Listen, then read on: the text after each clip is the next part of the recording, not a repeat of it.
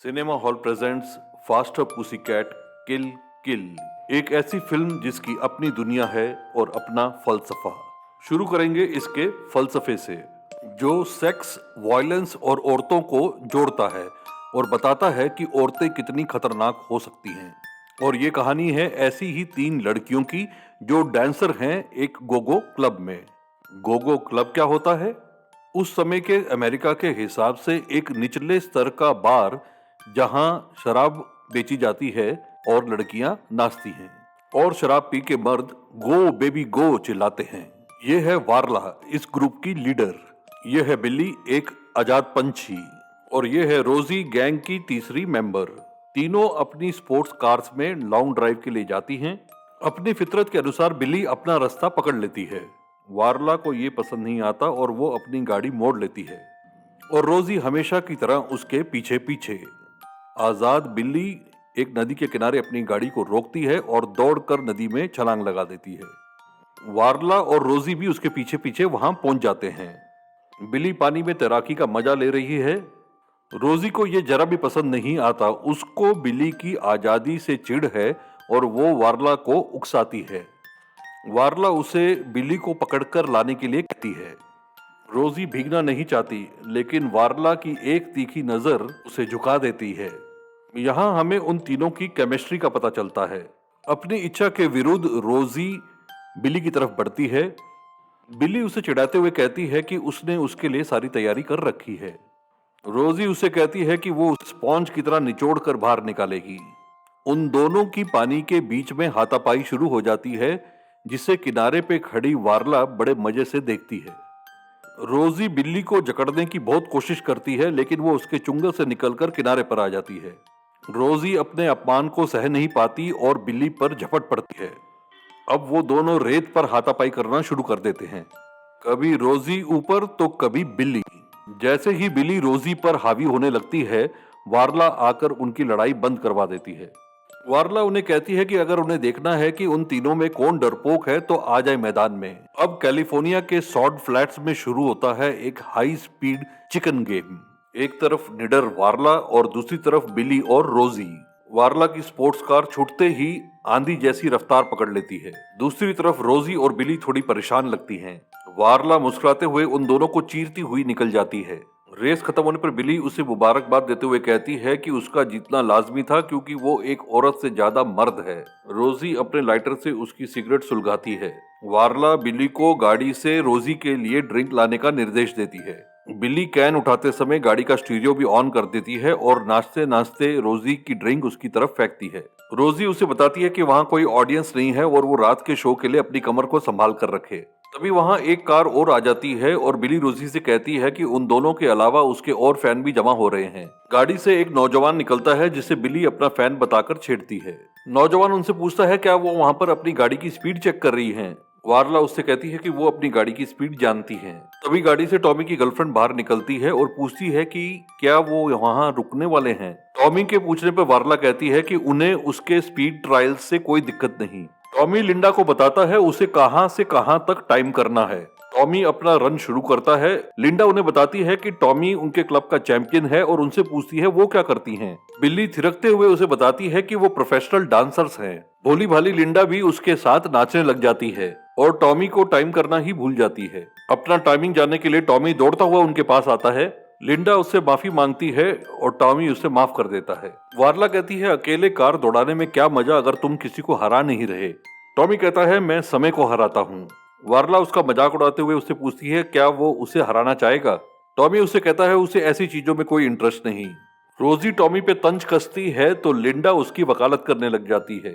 आखिरकार बिल्ली के फ्रेंडली रेस के प्रस्ताव को टॉमी मान लेता है और अब कैलिफोर्निया के रेगिस्तान में शुरू होती है उन चारों स्पोर्ट्स कार की रेस। लिंडा बहुत एक्साइटेड लगती है और रोजी भी जोर लगाने में कमी नहीं छोड़ती। हमेशा की तरह वारला सबसे आगे और खिल खिलाती हुई बिल्ली उसके पीछे।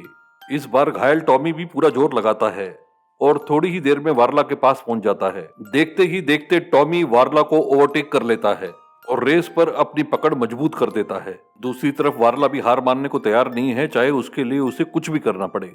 और नियमों का उल्लंघन करते हुए वारला अपनी गाड़ी सीधी टॉमी की गाड़ी की तरफ बढ़ा देती है। टॉमी जैसे तैसे अपनी जान बचाता है और वारला रेस जीत जाती है। लिंडा के पूछने पर वारला कहती है कि टॉमी ने अपनी गाड़ी का नियंत्रण खो दिया। इसके बाद वारला और रोजी लिंडा को परेशान करना शुरू कर देते हैं। झड़प के दौरान वारला टॉमी की दी हुई स्टॉप वॉच छीन लेती है। लिंडा चीख चीख कर टॉमी को बुलाती है। टॉमी वारला से स्टॉपवॉच मांगता है तो वो उस पर हमला कर देती है। वारला अब एक अजीब सी मनोस्थिति में पहुंच जाती है और टॉमी की मर्दानगी को ललकारने लगती है। जोश में आकर टॉमी उससे स्टॉपवॉच खींचने की कोशिश करता है और उन दोनों में हाथापाई हो जाती है। वारला भी एक मर्द की तरह उससे लड़ती है। रोजी और बिली लिंडा को जकड़ लेते हैं। मार्शल आर्ट्स जानने वाली वारला टॉमी के प्रेशर पॉइंट्स पर वार करना शुरू कर देती है। वारला लहूलुहान टॉमी को भीगी बिल्ली की तरह भाग जाने को कहती है, लेकिन अपनी मर्दानगी का बचाव करते हुए टॉमी उस पर एक बार फिर से वार कर देता है। गुस्से में पागल हुई वारला टॉमी की गर्दन तोड़ देती है। ये देखकर लिंडा बेहोश हो जाती है और वारला उसको इसी हालत में अपने साथ उठाकर ले जाती है।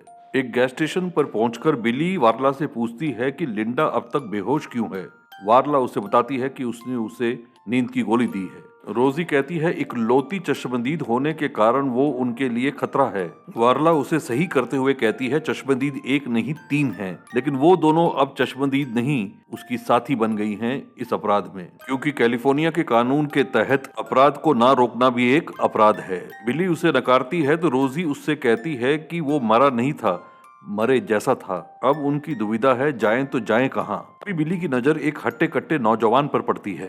पेट्रोल पंप का अटेंडेंट उसे बताता है कि वो नौजवान हट्टा कट्टा जरूर है लेकिन दिमाग से पैदल, और उससे बड़ा सनकी है उसका विकलांग बाप, जो एक लड़की को बचाते बचाते रेल एक्सीडेंट में विकलांग हो गया था। उस एक्सीडेंट में उसे मुआवजा बहुत मिला, लेकिन औरतों के प्रति उसका रवैया अजीब सा हो गया है। कोई नहीं जानता उसे कितना मुआवजा मिला था, क्योंकि उसने मुआवजे की रकम कभी बैंक में जमा करवाई ही नहीं। वो सारा पैसा अपने पास रखता है और उसकी किसी से बनती भी नहीं। वारला और लड़कियां बिना बिल पे किए ही वेजिटेबल के पीछे निकल लेती हैं। उसका पीछा करते करते वो रेगिस्तान में एक रैंच के बाहर पहुंच जाती हैं। वारला कहती है बुड्ढे के पैसे से वो बहुत दूर निकल सकती हैं।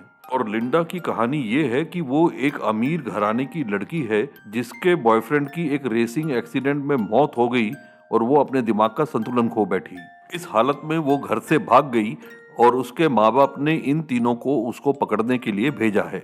बिली उसकी कहानी पर हंसती है तो वारला उसे अपना दिमाग लगाने से रोकती है। इसके बाद तार काटकर वो तीनों अवैध तरीके से रैंच में घुस जाती हैं। लिंडा को होश आता है तो वारला उसे धमकाकर उसका मुंह बंद कर देती है। वारला दबे पैरों से घर की तरफ बढ़ती है और खिड़की से अंदर झांकती है। घर में एक नहीं 3 मर्द हैं। बूढ़े की बातों से पता चलता है कि वो अपने बड़े बेटे को ज्यादा पसंद नहीं करता, उसी तरह जिस तरह वो औरतों से नफरत करता है।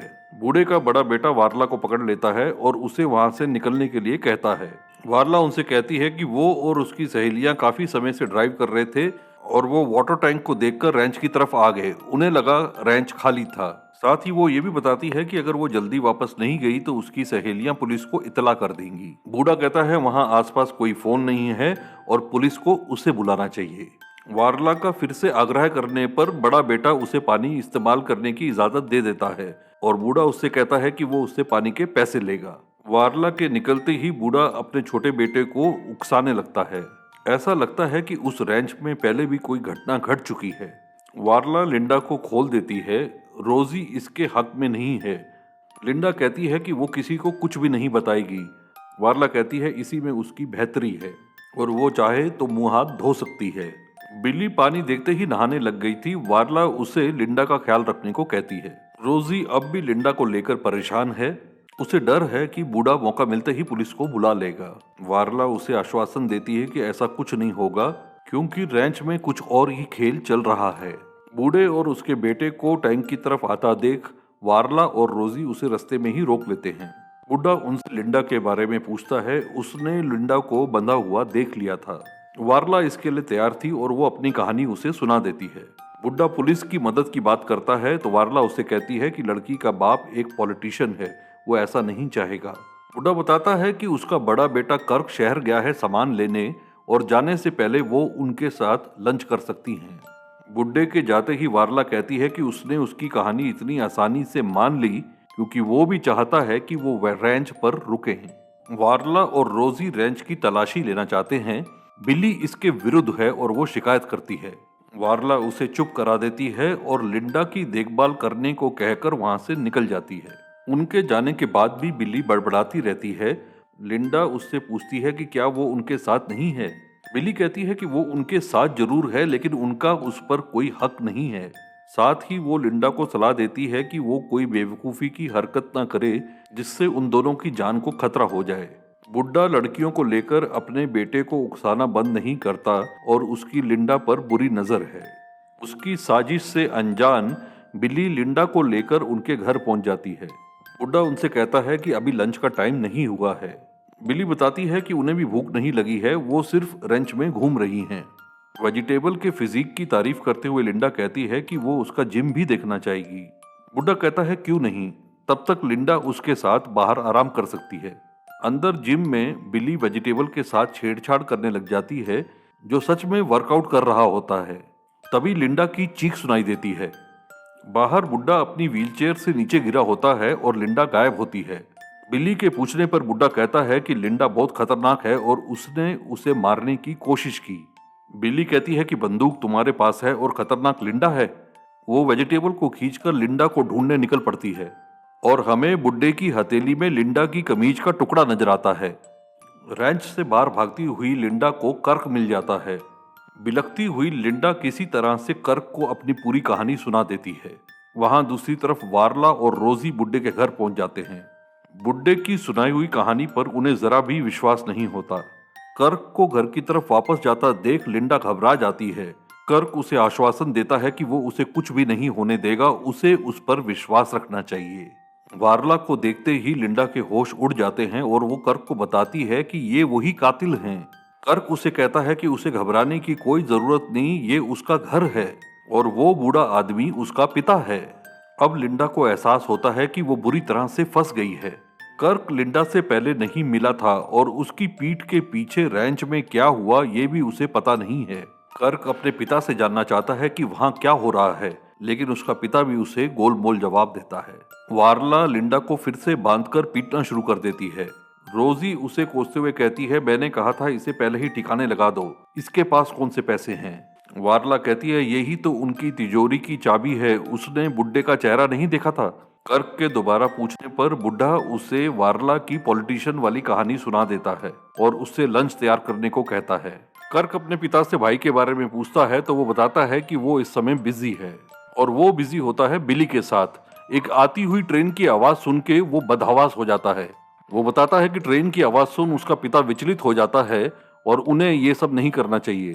रोजी लिंडा को लेकर अब भी परेशान है। वारला उसे ठंडे पानी से नहाने की सलाह देती है।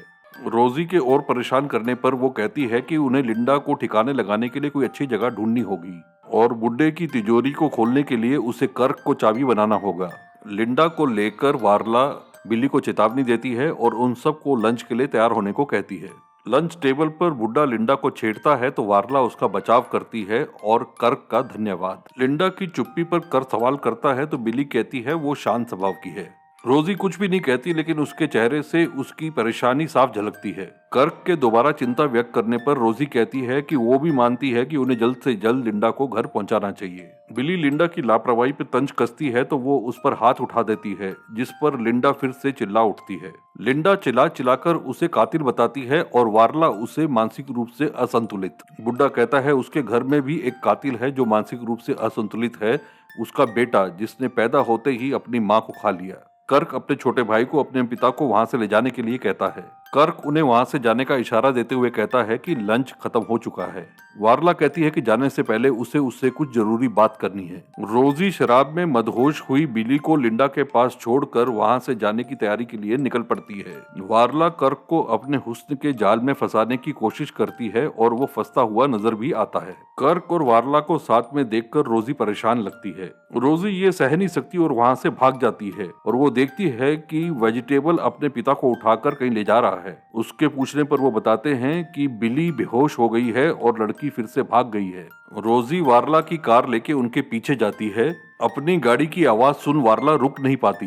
रोजी वहां पहुंचकर वारला और कर्क को पूरी कहानी बता देती है, जो अब वेजिटेबल और उसके पिता के पीछे निकल पड़ते हैं। लिंडा का पीछा करता हुआ बुड्ढा अपने बेटे को बताता है कि ऐसी ही एक मासूम लड़की को बचाते बचाते उसका ट्रेन से एक्सीडेंट हो गया था। वारला और कर्क उनके पीछे हैं, लेकिन बुड्ढा लिंडा को पहले देख लेता है। बुड्ढा वेजिटेबल से कहता है कि एक बार फिर से वो पहले की तरह उस लड़की को पकड़ ले।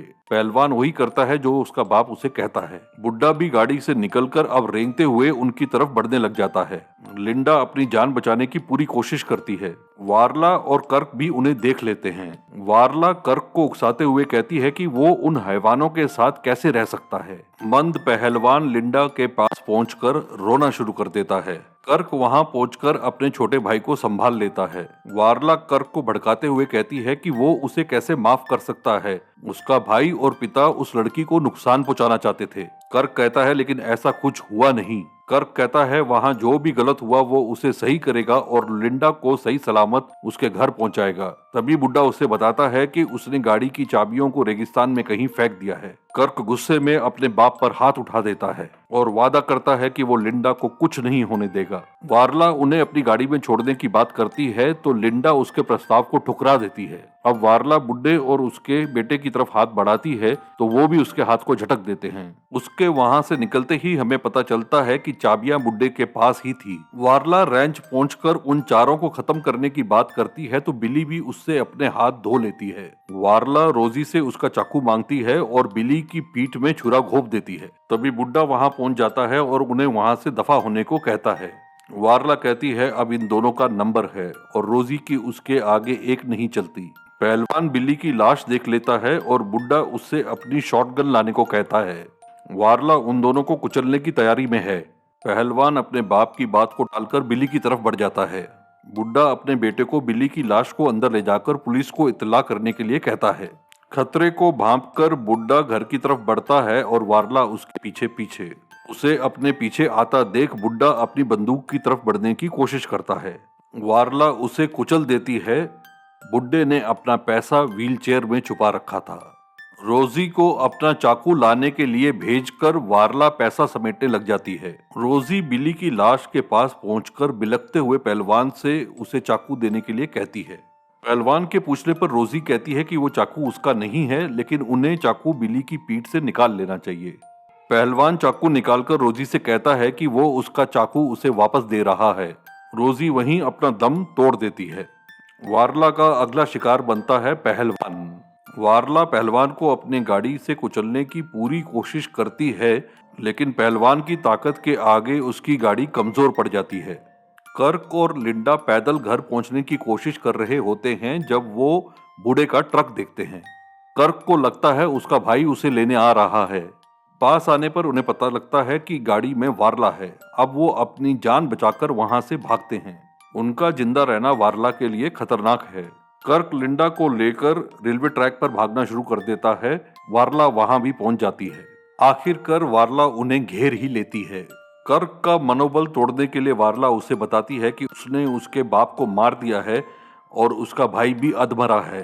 अब टॉमी की तरह उसके और कर्क के बीच में भी हाथापाई शुरू हो जाती है। वारला एक बार फिर अपने विराट रूप में आ जाती है और कर्क के प्रेशर पॉइंट्स पर वार करने लगती है। कर्क डटकर उसका सामना करता है, लेकिन वारला उस पर हावी होने लग जाती है और तभी वारला को ट्रक के इंजन की आवाज आती है। वारला ट्रक की तरफ दौड़ती है, लेकिन लिंडा पूरे जोर से एक्सेलरेटर दबा देती है। बिलखती हुई लिंडा कहती है कि मैंने उसे एक जानवर की तरह मार दिया। कर्क कहता है कि रोना बंद करो, वो एक जानवर ही थी और तुमने मेरी जान बचाई है। लिंडा कहती है सिर्फ उसकी नहीं, अपनी भी।